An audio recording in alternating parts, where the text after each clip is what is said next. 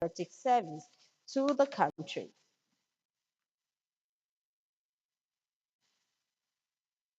The Federal Capital Territory Administration has a skill of cruciating while empowering individuals, especially women, and FCT Mandate Secretary of Education, Dalami Hayo, expresses this at the cruciating event in Abuja. Onoze Yakubu has the details. We wanted to do something. He said no. The children fought. Stakeholders at this event say crochet is more than just needlework, but a creative work tool for self-reliance. Reminder of the fact that we need to return back to those skills our mothers were good at. I remember telling the audience that I grew up to watch my mother crocheting even each time she was expecting a baby. So for our youth, we want to encourage them to go back to what our parents did, what we did when we were in school. Practically, we are telling them that yes, academically you must be sound, and practically you must have skills. Every person must be skilled. Taught by my mom, and for me, I think the younger ones now need to start. The event put together by the FCT Education Secretariat in partnership with a non-governmental organization serve as a platform for participants to gain valuable skills, build confidence, and unlock new opportunities in the world of crochet.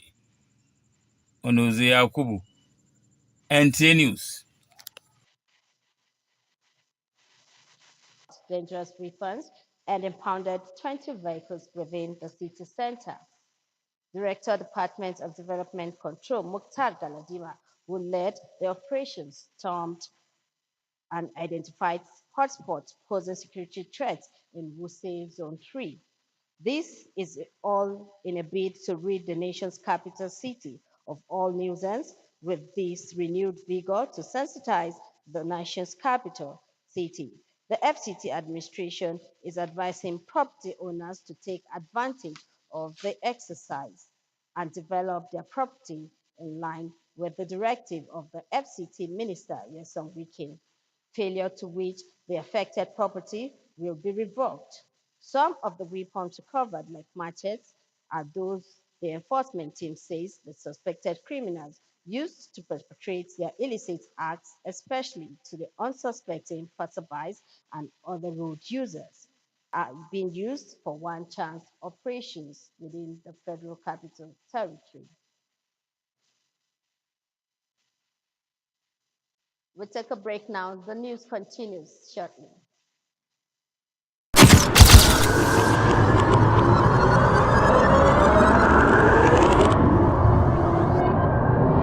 Good evening, glad to have you join us. Thanks for joining us on Weekly News Wrap. Thank you very much for having me. And it is on that note we welcome you to today's edition of the program. I will celebrate creativity, lasting impressions. There's no book stating that this is the role for men.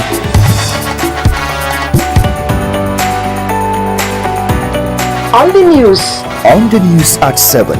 Jama'a barkanmu da wannan The news station NTA Channel 5, Abuja. Would say have a lovely day.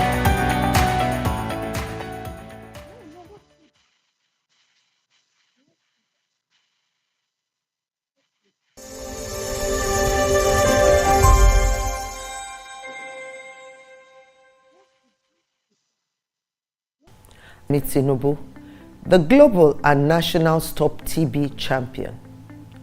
Many people have asked why I've chosen to champion the fight against a disease like tuberculosis. My reason stems from a deep personal experience. I once had a friend who unfortunately fell ill and concealed the nature of his sickness until it was too late. Eventually, after he passed, we discovered he had tuberculosis. Sadly, due to the stigma and discrimination surrounding the disease, he would not speak up or seek for help. It's a painful reminder that we could have intervened and saved a life if only we had known earlier. Tuberculosis is an airborne affects the lungs, but can also impact other parts of the body. Being airborne means anyone regardless of their social economic status, can contract it. In Nigeria, one person dies of TB-related illness every 7 minutes. Our colleague visited the community where the crime occurred. What he found at this automobile mechanic workshop just across the road from Clear Hope Foundation Academy in Dawaki, but by the memory of a tragedy that began quietly and ended brutally. Mark Sunday has been fixing checks by the police revealed that the company had no formal record of Moses' employment. No file, no reference, not even a trace of documentation to show he had been vetted, only a name tag and years of quiet, unnoticed presence. Because it has been long that they have been working with us, and I also have some other people that work with us. So I don't know who keeps the document that time, but they have been checking the office. Police investigations uncovered that it was this same man, trusted with access to the school premises, who lured on baby Nanente, just over a year old, and ended his life in similar fashion. What we used in killing the child, this was hope. The woman also Sunday asked me to go and call her from her class, and the Sunday was hiding in the toilet. So when I spoke on the bodies in a canal, Moses and his accomplice, now on the run, continued to negotiate ransom with the grieving family until a fight over the proceeds led to a fatal twist. His confession opened a dark window into how deep trust can be abused when systems fail. Sadly, even despite the fact that they have been killed, the criminal used the phone of the caregiver to call them, pretending as if they were still alive. Negotiated. The school principal, other guards, and chief security officer of the private security company. The command says all institutions, especially schools and homes, must now rethink who they bring into their spaces.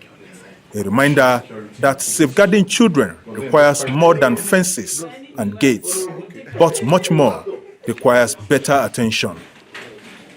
Onotu Yakobu, NTA News.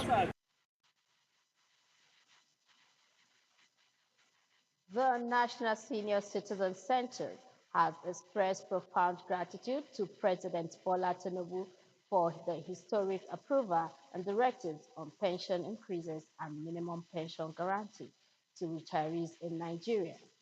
NSCC Director General Omobolanle Akinyemi says the gesture underscores the President's unwavering commitment to the welfare and dignity of Nigerians' senior citizens and has brought relief and hope to many families who have toiled meaningfully to the overall development of the country.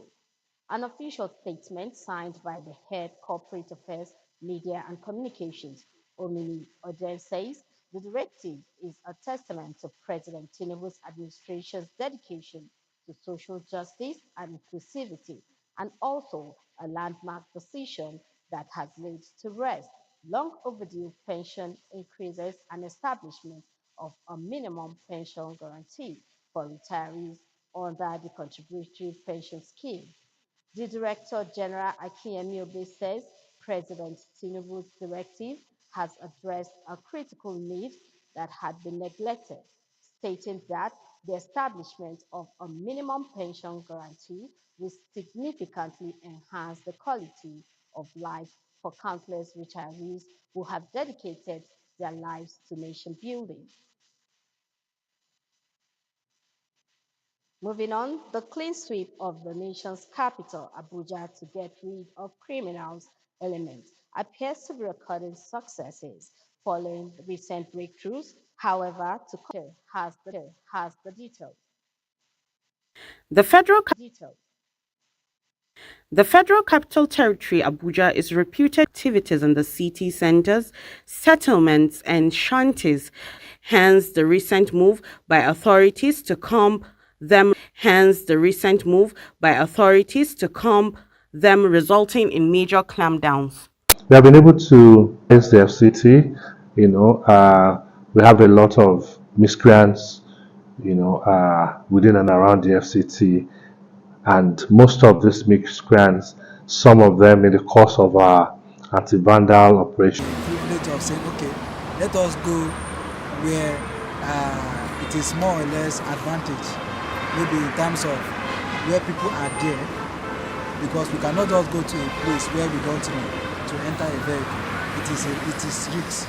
Big difference between boarding on the roadside and entering park, because but if it's not the roadside, there is no way you get it. It's safe to say this multi-agency approach to restoring order, curb urban crime, and reclaiming public spaces across the FCT is the much-needed breath by Justice Musa licensed by officials of the court. In his response, the FRSC Commissioner Shehu Mohammed says in line with the provisions of the FRSC Establishment Act and other relevant traffic laws.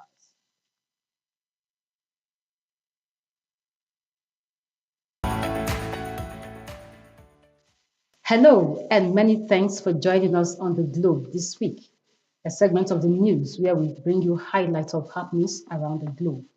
I am Sandra Akemi. U.S.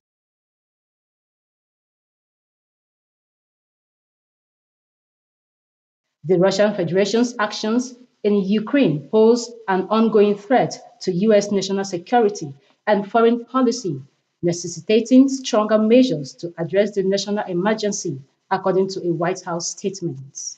Trump also says he intends to meet Putin and Zelensky as early as next week, following a Witov trip to Moscow. Meanwhile, Indian Prime Minister Narendra Modi said on Thursday he will not compromise the interests of the country's farmers, even if he has to pay a heavy price for it. In his first, the country's farmers' welfare is supreme and will never compromise on the well-being of its farmers' dairy sector and fishermen, noting that he has to pay a heavy price for it. Note that trade talks disagreements on opening India's vast farm and dairy sectors on stopping Russia oil purchases.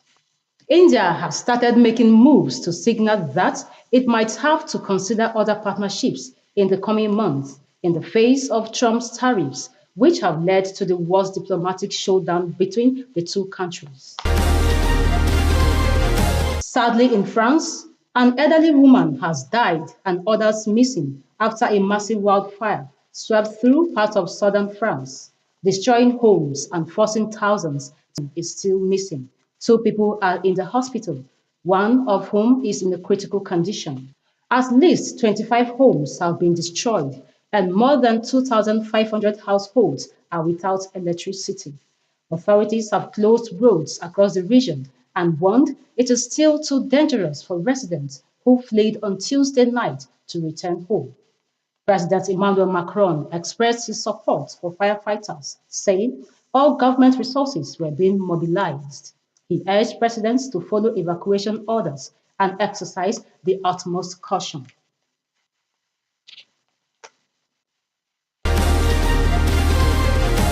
Ghana's defense and environment ministers are among 8 people killed after Ahmed were among the 5 passengers on board the helicopter, as well as 3 crew members. Ghana's armed forces said earlier on Wednesday that it had lost contact with a Z9 helicopter that was en route from the capital of Accra to Obuasi, a mining town in southern Ghana. The chief of staff said in a video statement that the crash was a national tragedy and announced that flags will be flying half-mast until further notice. On this note, we conclude the foreign news segment. Hakimat is back to you for the continuation of the news. I remain Sandra Akemi.